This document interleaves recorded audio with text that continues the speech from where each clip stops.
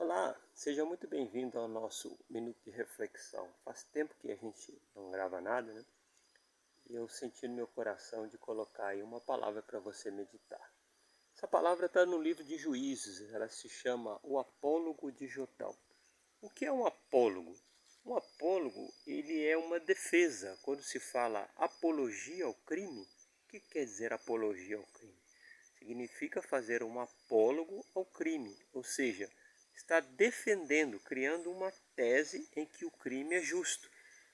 Um exemplo disso foi aquela senhora que disse numa entrevista que via uma lógica no roubo, que o bandido oprimido pelo capitalismo tentava sequestrar o bem dos outros porque ele era uma pessoa privada de bens materiais. Isso é uma apologia.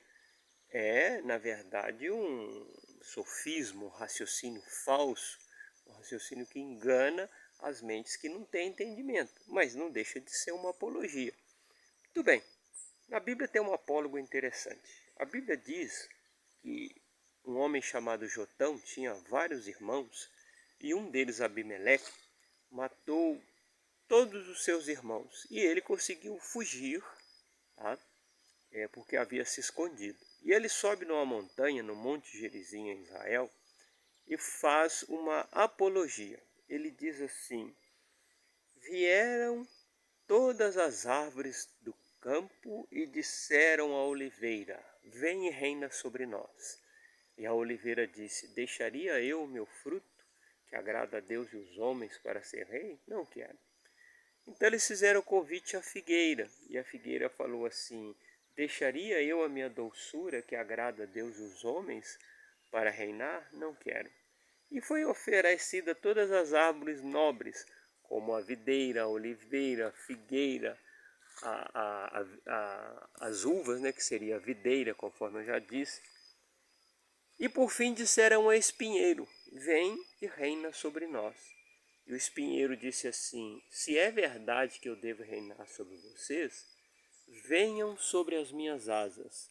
Mas se isso é mentira, que saia fogo de Abimeleque e consuma os seus. Abimeleque é o líder da rebelião.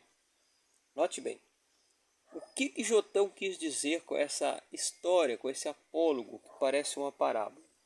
Ele quis dizer o seguinte: vocês estão me chamando, eu, o espinheiro, porque vocês veem vantagem em eu governar sobre vocês.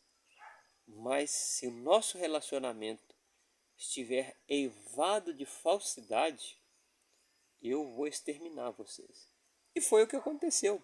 Dali houve uma rebelião em Israel, onde muita gente morreu, e aquele reinado não funcionou, porque foi estabelecido com sangue criminoso. Por isso esse reinado não foi para frente. Por que você está falando isso, né? Você deve estar perguntando. Eu explico já. No Brasil, foi feita uma aliança com vários partidos políticos de esquerda. Eles não são iguais. Os seus interesses são antagônicos. Eles parecem ser iguais, mas não são iguais. Mas eles se reuniram, como no Apólogo de Jotão, em torno de um espinheiro e disseram ao espinheiro: governa que nós te damos suportes. Como aconteceu com Abimeleque e o Apólogo de Jotão. Mas chega um momento em que, se eles chegarem ao poder e adquirirem a supremacia, um vai exterminar o outro. Essa é a questão. Um vai exterminar o outro. Querido, isso aconteceu na Rússia.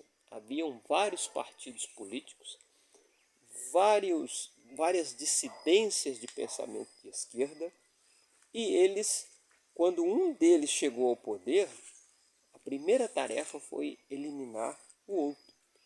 Recentemente nós vimos um líder aí às reeleições russas, que também era comunista, né?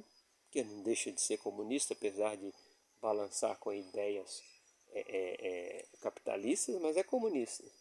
E supostamente teria sido assassinado. Na China, isso acontece o tempo todo.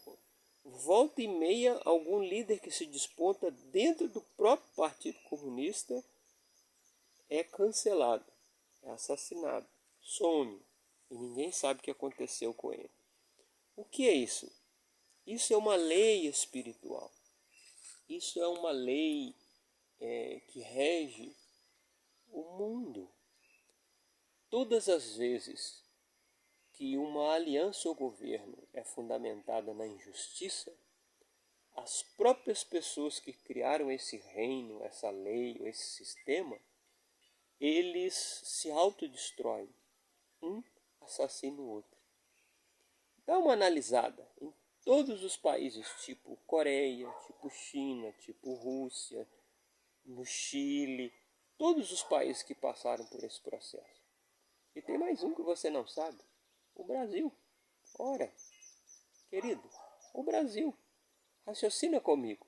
Vocês acham que os militares são a favor de democracia e liberdade? Não. Os militares são positivistas. E o positivismo é a raiz do socialismo. Eles nunca foram a favor da verdadeira liberdade.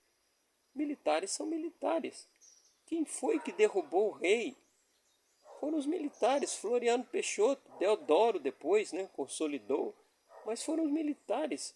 A maior traição que o Brasil conhece, né, que derrubaram um rei justo e bom, foram os militares.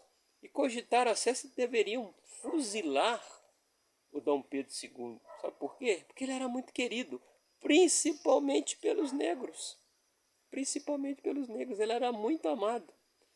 Porque ele, juntamente com a princesa Isabel, José do Patrocínio e outros, promoveram a libertação dos escravos.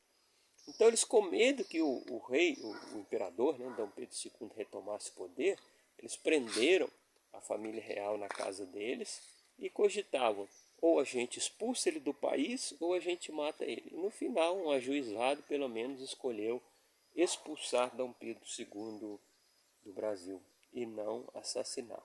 Mas isso eu estou falando para você entender. No Brasil aconteceu o apólogo de Jotão quando?